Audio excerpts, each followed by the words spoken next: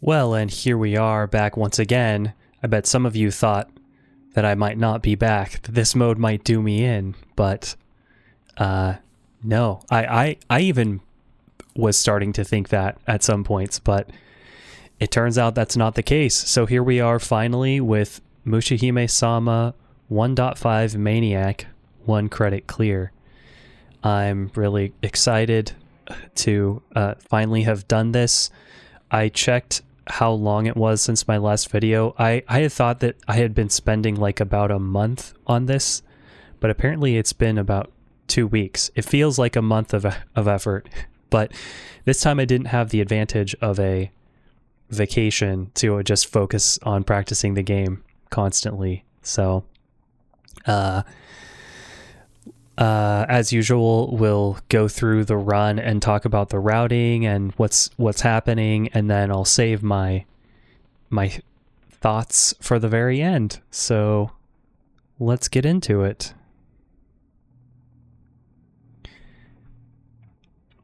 And you can see my controller cam. I just kind of like having it. I just think it's fun. I don't know. I like it personally. Hopefully it's not too glaring. So stage 1, so Maniac mode is, there's a lot more shots, and on 1.5 Maniac, 1.5 as opposed to 1.0, we don't have the supershot exploit that lets us do a lot more damage in certain situations, and also the way that the formation power-up that you see that I have right now, as opposed to trace, they work differently. And in pretty much all my runs, I've always used formation because it's really easy to clear popcorn and you don't have to think too much about like where your traces are that are following you. But in this run, you won't see it on this stage, but I do switch to trace for pretty much the majority of the run. I decided to do that after shout out to another shmup player called, I think their name is pronounced Chinopolis. I'm sure you've heard of them. But their 1.5 Maniac routing I relied on a lot. That saved me so much time, blood, sweat, and tears. So I thank them for their video. So another thing to call out is I always say this, like, oh, the routing is really unforgiving. Well, I thought the previous run's routing was unforgiving, but this is even more so just so strict. And it's not as much on stage 1. You kind of can just follow a natural route here, but on the other levels, definitely a lot of my time was just spent optimizing my routing so I could figure out what was risky and what wasn't. The trick I finally learned for this boss, the trick where you go up to his head, I couldn't do it consistently, so I tried to just get through this phase as fast as possible, but you still have to survive that last pattern for a while. So I eventually learned to look at it. What I tried to do is, when that pattern comes out, I try to look and see the route that I'm going to take through them. I try to see the whole route. So I'm trying to practice that more often too, is instead of seeing the individual shots that I need to dodge, try to see the full path that I'm going to take, and then try to like let my fingers take me along that path. I think it helps with when things start to get really dense. You'll see me do this where I'm just kind of waiting around, not doing anything. I've decided I like to do a ritual between each stage to like mentally reset me and give me a little bit of a break. And I've just settled on closing my eyes for like 30 seconds and massaging my temples. And I think that's been good. We'll get into more that sort of thing towards the end. Okay, now it's starting to heat up a little bit more with stage 2 in terms of the routing. The important thing here is the trees. And I screwed up here, so that's not the route I usually take. But it's fine, I recovered. I've played through this level enough where I know the areas that sometimes don't go as I planned. But what you're seeing here is pretty much always the route I follow. That also, I try not to let that happen. That doesn't usually happen, but I got it. Then we have this guy. I got more consistent. This is a tricky pattern. It always scares me, but I got more consistent on it by, as the sage shmup wisdom goes, which is to focus on the space.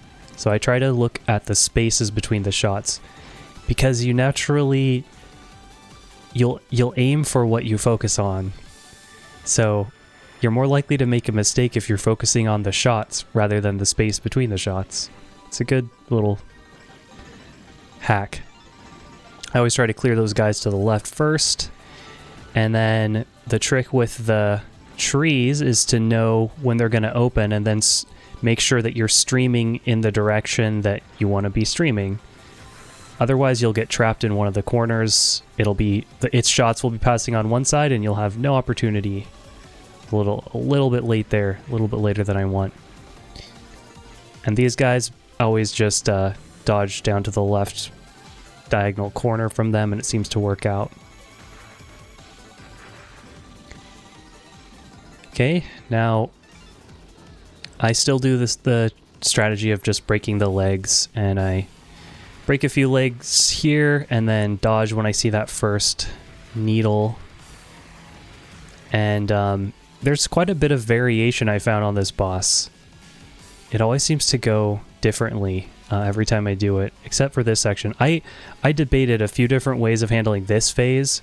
Once I tried just sticking on the bottom, but I found I would get trapped under one of those fans of shots, so I switched to this strategy where I go up and to the right a little bit, and that seemed to be way more consistent.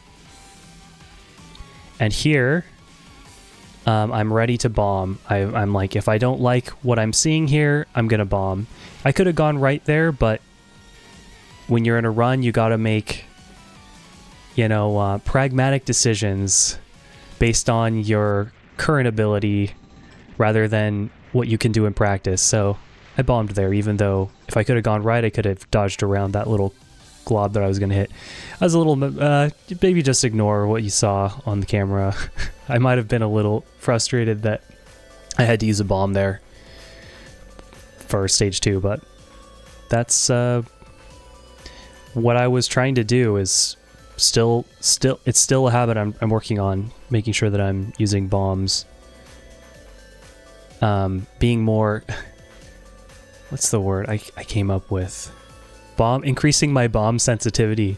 That's increasing my sensitivity to situations where I should bomb. And I started, what helped also is I would practice bosses doing no bomb, and then I would practice using bombs. I think that's good, because otherwise you're really reinforcing not using bombs, and then you will be kind of surprised at how the boss behaves when you bomb. You'll be like, oh, I bombed, there's no shots, and then you'll just suddenly get got by their next pattern. So that helps me to be more ready to use them on bosses. And yeah, routing here is even more precise. I used to kind of hang out under the eye there, but I think Chinopolis video does this too. You just sweep to the left and right here. And I had some runs where I got trapped by the popcorn before. And then here the trick is doing these sweeps and then the restream, where you go up and around and down, and you hope that you get a gap. I think maybe if I destroyed the center segments more, my focus is always on destroying the eyes. And here, if you aren't moving left, that you get a nice gap to move to the right and to avoid the volley from those yellow moths. And then here I just kind of go all the way over to the left, and there's usually a nice space here. Sometimes you can get that guy on the right. Sometimes I can't. So I need to... Ideally, I would not have to dodge both of those, but I did manage it because it's happened quite a few times, so I'm prepared for that to happen. Oh, that was a risky dodge there. I don't think that's a dodge I would like to do. Yeah, this is I used to not be intimidated by this section, but it's gotten to be... I've had some issues here because I dodge too early to the right, or I get over to this left side too late. And I found, instead of hanging out on the right side, usually I try to go up and then to the left, but I just kind of got trapped over here. So there's another bomb gone. But good that I bombed rather than try to stick it out for too long and inevitably die.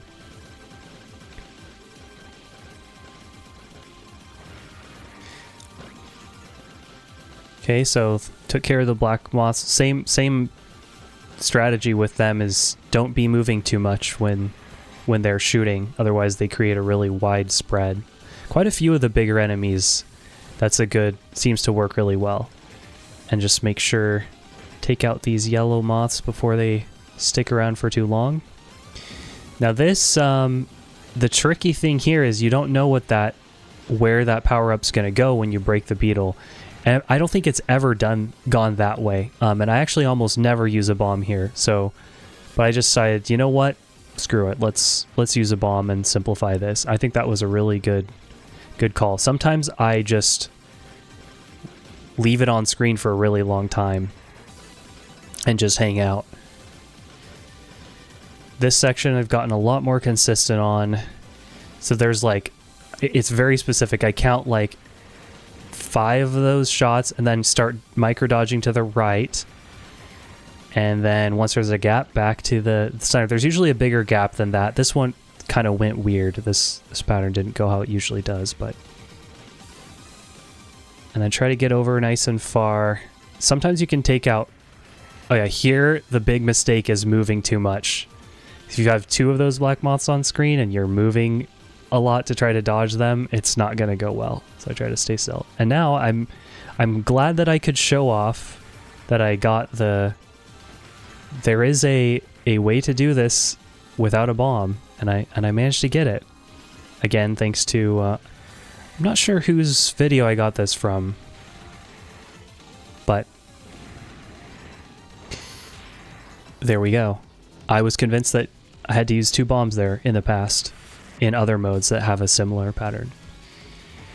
And now this boss is pretty much how I always do the first phase here. And this is where I'm ready to bomb again. If I don't like the pattern I'm getting, go ahead and bomb. I've practiced plenty of times doing that bombless. It's somewhat consistent, but that doesn't cut it for a run when you're going for the clear. I don't want to gamble on somewhat consistent. And also, I want to practice... When I'm practicing, I'm not practicing just using bombs constantly on the boss. I'm practicing recognizing when I need to use a bomb and doing it. And normally I would bomb here, but somehow I got through that. I don't have a bomb, as you can see on the bottom left. And this pattern, thankfully I didn't have to survive it too long. It can catch you by surprise with how all the shots are moving in all those different directions. Nice break here. Stage 4 has one of my favorite sections, not in terms of, oh, I'm so glad they have this in the game, but in terms of this was really hard to master. And need I remind you that this mode can't be practiced in emulator as far as I know with save states. There's no version of this game that runs in an emulator that has save states. As far as I know, there is an arcade release of 1.5, like Matsuri or whatever it's called, but I don't think the ROM is available. Or it's not supported in MAME, who knows. So I had to practice this with the in-game training mode, which means this level was extremely annoying to practice. Yeah, and I was actually glad to have no bombs because then it meant I didn't need to think about bombing. So that was something I need to think about more with my planning. That never happens. Like, I could have survived much longer, but here's where things go a little bit wrong and where I was thinking the run was not super likely to succeed.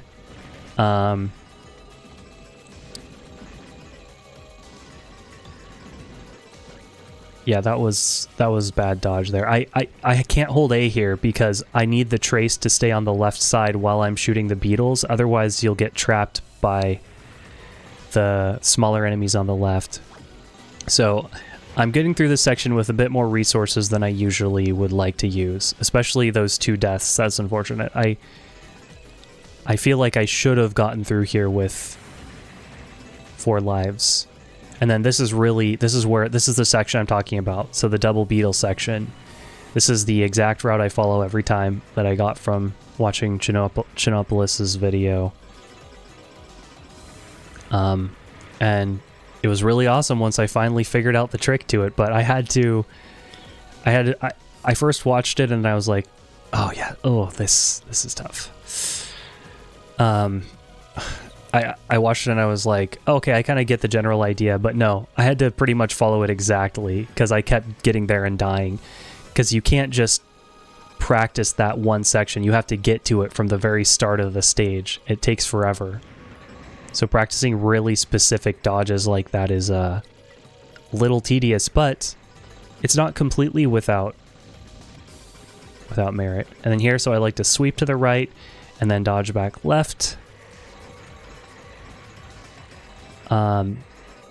And I stay here so that my trace can kill those beetles on the right and leave me a nice gap to go take on the snake head. Really important to get that head killed as soon as possible so that you can then stream to the left. I'm a little bit farther left than I would have preferred. I probably should have dodged through, and yeah, probably a good call there to bomb because I didn't get shots on that tail soon enough. And same here, really precise. Gotta try to get that tail before, and also dodge all those shots. So this section also didn't go exactly. Those first 2 snakes were a little sketchy. Not necessarily how I practice. But now from here, it's not too hard. I was just glad that I finally got that beetle section, the double beetle section, consistent. I didn't think I would ever be able to. I underestimate myself so much. I was starting to wonder if I'd be able to beat this mode, because this is the mode where I've had the most attempts on before I got a clear. And remember, I thought that I had been practicing it for about a month, even though it was 2 weeks. So my own estimation is completely out of whack. And just following this route that I take here just leaves a really nice, easy path with minimal micrododges. Micrododges are something that I try to route around. Don't want to be doing them.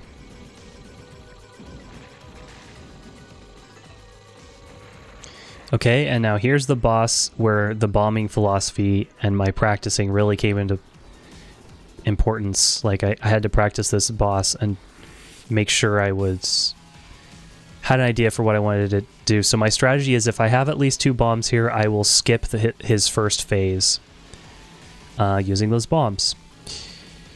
Wasn't expecting to have to deal with that last volley, but I guess I managed, so lucky. This I can last a little longer usually, but I don't know. None of his patterns are consistent. And I didn't have any bombs anyway, so now I'm just gonna bomb when I need to make him as easy as possible. And it's nice because I got through there with 3 bombs instead of 4. Ideally, I wouldn't have died at all, but I felt like I should have been able to go into stage 5 with 3 lives. There was like one death on that stage 4 that I was like, shouldn't have happened. And this I screwed up. Oh, and I practiced this too because I knew this was an area where I screwed up. I always try to clear the popcorn enemies first, and then clear the grass, but I didn't, and then I just got completely behind on everything on my whole route. So normally I quick kill those. They're not grasshoppers, the praying mantises. I try to quick kill them, and this whole section is really easy and I don't need to bomb, but that's what happens in the span of a 30-minute run. Things don't go as planned. Can really And this is usually what I do here. Okay, not getting shot. I should have bombed there. I planned to bomb there if I didn't like the pattern I was getting. I got too brave, I guess. Yeah, the philosophy of like you practice one way, but then you have to take the runs in a different way. That was risky. I was moving too fast while the moths were shooting, so that created a harder pattern for me. I should have been tap dodging more, but this is stage 5. My nerves were higher than any other part of the run. Everything is not going according to my usual route, but now we're mostly back on the route. This section took me a while to figure out a somewhat consistent strategy for. You have to be far enough to the right. Oh yeah, so you try to take out the grass and the moth and then sweep back around here, and then you gotta dodge far enough to the right where you're gonna be under the shots that are coming from the popcorn on the right, but then you're also gonna avoid the moth's shots. And then here I was willing to take some of these things. I was willing to take a risk because I felt that if I didn't take the risk, I would definitely not complete the run, so I might as well take the risk. The lower my resources get, the more risks I seem to take, which sometimes is a bad habit, and has probably caused me more issues than it has prevented. But I think some of the risks I took here were okay. That was a really tricky. Oh, I hate that pattern. I hate those 2 patterns. And then after here, I'm good. But those first 2 patterns, man, I really hate dying to them. And I don't know what the trick is to be more consistent. I think I found a better way of looking at it. Like, look to the point of origin of the shots, and then plan your route around that as opposed to looking closer to your ship. But I don't think I did that there. Quite a few things on this stage that I practiced one way and then didn't execute properly. And this was a very specific route here. I'm trying to get to the... You see I tried to dodge in there, but I didn't, so I had to use a bomb. That's fine. At least I bombed, but you can get through there without a bomb if you manage to get underneath the shot that comes from the plant. And now here we're kind of rolling the dice, kind of rolling the dice, also kind of relying on a lot of practice of the repetitive, just practice of this whole post mid-boss section, which I have done. And it's paying off, clearly. You know, to some extent, there's some randomness and how things pan out, but being able to capitalize on that is a skill for sure. And here, you want to be over to the left so that you can take out the mantis, but I was too far to the left, so I couldn't clear that moth. So that was another section where I screwed up the route. All these mistakes happening on the last stage. Classic. And then this whole section's pretty straightforward. Actually easier than on the previous mode I played.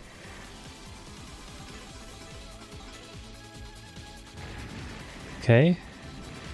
Now here's the cool thing that I found is being able to get through this section bombless, and I'm so glad I pulled it off.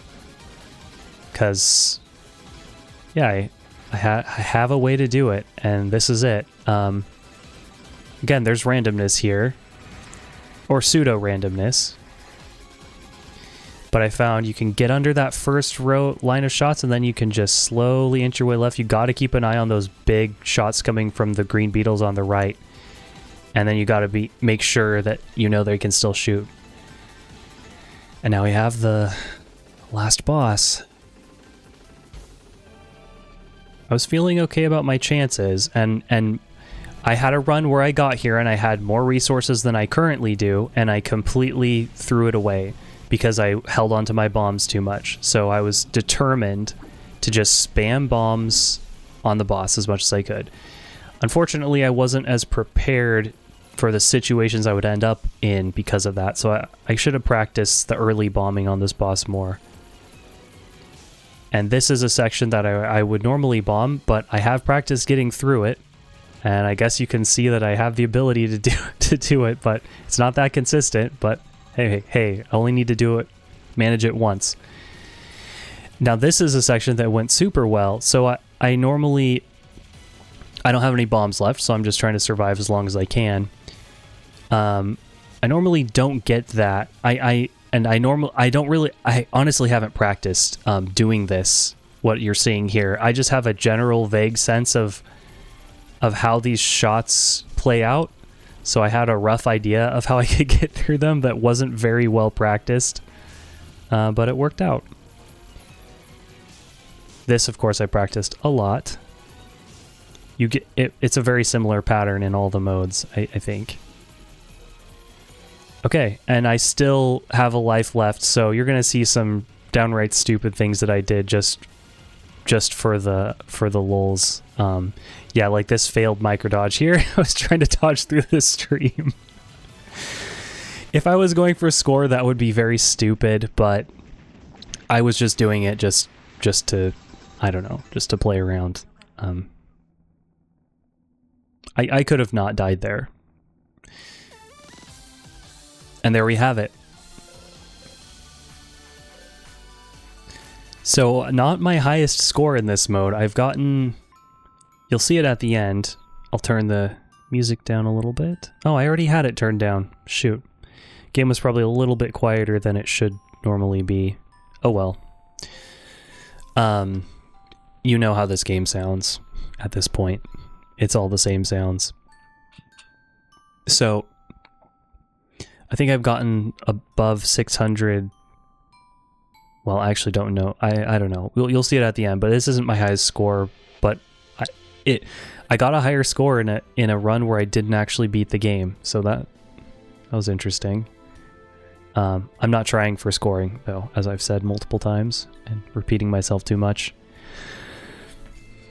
So with that out of the way, turn it down even more and talk a little bit about what's happened. I think I'll go back to the start of the run and just let that play on as I ramble. A lot of things. So, talking more about what has happened. A lot of things have happened. I had to... This is like the hardest kind of run that I've practiced for so far. I mean, that's expected.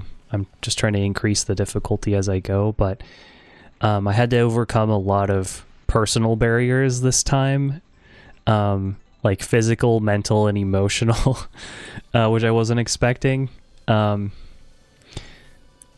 like as far as the physical barriers, the weather's gotten colder around here, and I haven't had this issue in the past, but I was really having problems with my face tension, and especially I finally realized it was dry eyes that was causing huge problems, and it happened so gradually. It's like the boiling a frog in a pot of water analogy, am I saying that correctly?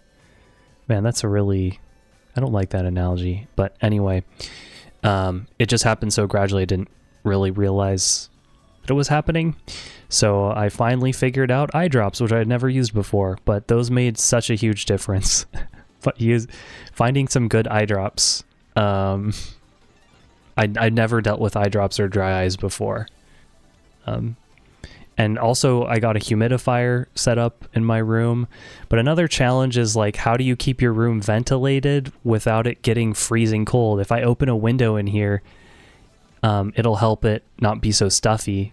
'Cause like CO2 is a big problem for being at peak performance, but so is your hands being frozen solid. So I just had to find kind of a balance where CO2 was dissipating rapidly enough, and my breathing increases when I'm playing this game, of course, so that doesn't help anything. But yeah, I got through that, and also I had done so many runs of this, like I was expecting that after I had gotten to a point where I felt like I had optimized the route as much as I theoretically could, and then it all just comes down to like execution, and then I practice certain sections to the point where I feel like my success rate on them is not increasing dramatically enough to warrant further practice. Some of those boss patterns, for example, like I didn't feel like there was a point to where I could practice them and have a 100% success rate. So I started doing runs, and I wasn't sure if I was like wasting my time, but I think it was actually the right move. I think the advice is always practice more than you do runs, because people naturally just want to just play runs and, you know, just have one more run. So that's why that's the advice given a lot of times. But I think that, and I've said this in the past, like, especially for me, I improved so much the past couple days when I started just focusing on doing only runs and a little bit of practice for like a section that I felt like could get down a little bit more solidly. Like you can practice a certain section so many times, and there's kind of a diminishing returns in terms of your success rate, I would say. So I would identify those sections during a run that had the low-hanging fruit, so to speak, and practice those. But I noticed a big improvement today versus yesterday. I was really frustrated with my runs the other day, and but there was just like this overnight improvement, as always, just magically. This was my first run of the day today, and it just went so well. And I also started to accept that there's a certain amount of fatigue that builds up, regardless of whether I wish that was the case or not. I wish that I could just keep playing at 100%, but I had to accept that fatigue builds up over time playing a game, and there's a point where doing more runs is going to be increasingly frustrating, and you'll start dying on stage 1 and stage 2. And I had a couple days where that was the case before I realized, okay, when I realize that I'm starting to get fatigued, I need to switch to a more relaxed way of playing, like just practice a few stages with the music turned down and my own music, or a stream or some podcast or something. And that was a way to prevent burnout. I was starting to feel like some burnout for sure. And I just kept reminding myself that it's a marathon, not a sprint. And this run, the run that I was the most successful at, I was much less anxious than usual. And maybe some of that is because I had started to get over that like run nervousness, the run nerves. Like I had started to develop some resilience to it. But another is my mindset going in. I kept kind of telling myself to not want it too much, because it's counterintuitive, but like when you're really concerned about the outcome and invest about the outcome of something, then it can be detrimental, because any mistake feels like a huge devastation, and can really throw off your mindset during the run. Like if you have a death or something like that, and the better your run is going as well, you feel like there's more to lose. So what helped to counter that was just having a more relaxed attitude about it, and just having a kind of open mind to like what happens. I'll be curious how this run goes, and I'll play it to the best of my abilities. And that was kind of a first for me. But it's funny that the first time that I had a run like that it was finally a clear. Some of it is just random luck too. I got so close the other day, just really screwed up the boss by hoarding bombs. And I would say just about this run, yeah, it feels very memorization heavy and very strict about routing.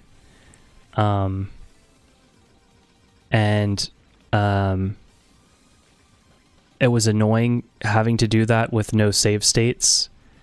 it's kind of like that typical trial and error gameplay where you're like, okay, I've figured out this section, then you get on to the next session and you just don't know what to do and die. Definitely, as everyone says, watching other people's runs was really helpful. Some people's runs, though, it didn't seem to me like it was a great route, and they just kind of got lucky like I did on some parts of my runs. So you need to be able to separate that out, I guess. Like, is this a good route, or is this off their planned route, or they just got lucky and they don't even have a route. Not talking about anyone's videos in particular. And yeah, as someone who has perfectionist tendencies, it got to the point where I really had to work on my attitude and mindset. There's a lot of great advice out there. I found this a lot of stuff in various formats, like the Shmups Reddit and some different Shmup YouTube channels who talk more about like the mental aspect of the game. There's this playlist called Coffee and Shmups that I found that was nice to just put on and listen to, and I always found interesting things. Like every video, I always found something that I could take away and apply to my own mindset. But yeah, that helped. It was really important to like check my expectations and yeah, treat it like a marathon, not a sprint. Let's see if I had anything else to say. I've just been accumulating notes so much through this run because it's just been so long. Maybe that's why I feel like it's been a long time. It's the amount of thoughts I had written down. Yeah, I think I've actually talked about most of it.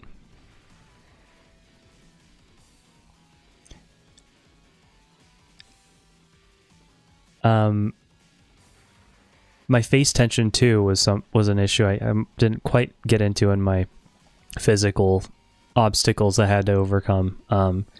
But it was a conscious effort I had to make to relax my whole face, kind of just go like slack jawed almost. Not just my eyes, but yeah, like my face muscles would tense up when I was playing, and making sure to massage my scalp and forehead was helpful, and just trying to consciously keep my muscles relaxed helps too over time, because that's something that if you don't get on top of it, then you're just going to keep reinforcing it more and more, and you're just going to be a painful wreck as you keep trying to play. So I think that's about it for this video. Let's see what's next. Supposedly is 1.5 original max on M as well, which is great because that's what I've been playing. Not hardcore scoring. I don't know what that exactly means. So not going for score, I guess. I'll have to look into what that is, but I think I tried it out a little bit, and I guess 1.5 original max has auto bomb, which is really nice if it's just like easy mode, like auto bombs where it bombs if you were gonna get hit, so it's like the bombs are just like free extra lives, which is really cool. But max, I think it massively increases the shot frequency as well, so that's probably really tricky to deal with. I might play it a bit, and we'll see if I want to stick with it or if I want to switch over to another game, because there's something to be said for like cross training, going out and playing other games, having more breadth of experience. Other shmups. I still want to play shmups, but playing other shmups and having more breadth of experience that you can then bring back into the harder difficulties of a game you've already played. Maybe one day 1.0 Ultra, maybe one day I'll try that.